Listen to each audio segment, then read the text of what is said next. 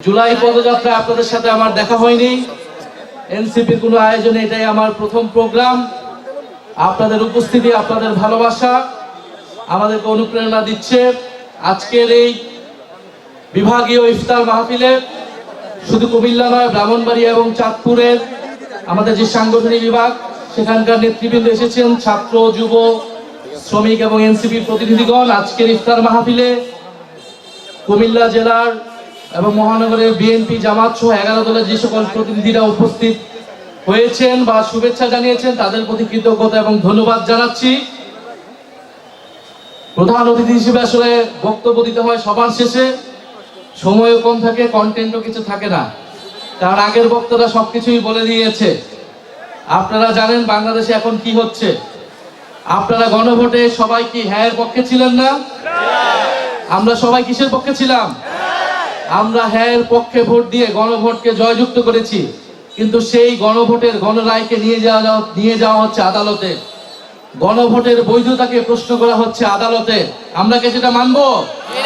মানবো না। যদি জনগণের রায়কে আদালতে নিয়ে যাওয়া হয় তাহলে আমাদেরকেও রাজপথে যেতে হবে।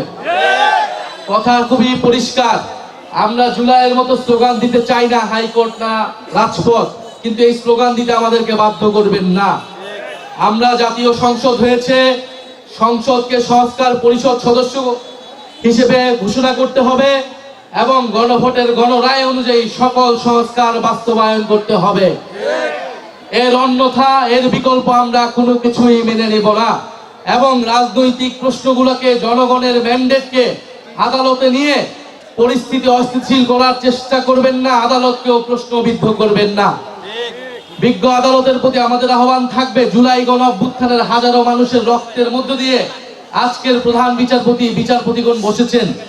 ফলে এই গণ অভ্যুত্থানে কিন্তু এখনকার আদালত, এখনকার এই নির্বাচন এবং সরকার সবকিছুর বৈধতা যদি সংবিধানের দোহাই দেওয়া হয়, সংবিধান হিসেবে ইন্টারিম গভর্নমেন্টও হয় নাই, নির্বাচনও হয় নাই, তারেক রহমানের সরকারও তৈরি হয় নাই। যদি পুরানো সংবিধানের কথা বলা হয় তাহলে ফ্যাসিস্ট হাসিনাকেই এখনকার প্রধানমন্ত্রী হিসেবে মেনে নিতে হবে।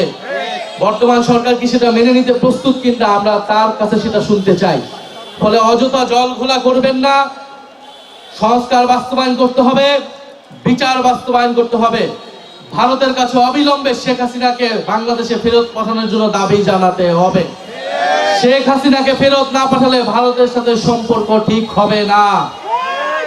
বাংলাদেশের সাথে সম্পর্ক স্থাপন করতে হলে অবশ্যই জুলাই গণহত্যার বিচার, শেখ হাসিনাকে ফেরত পাঠাতে হবে, শরীফ ওসমান হাদির খুনিদেরকে বাংলাদেশে ফেরত পাঠাতে হবে। তারপরই ভারতের সাথে সুসম্পর্কের বিষয়ে আমরা বিবেচনা করবো ইনশাআল্লাহ।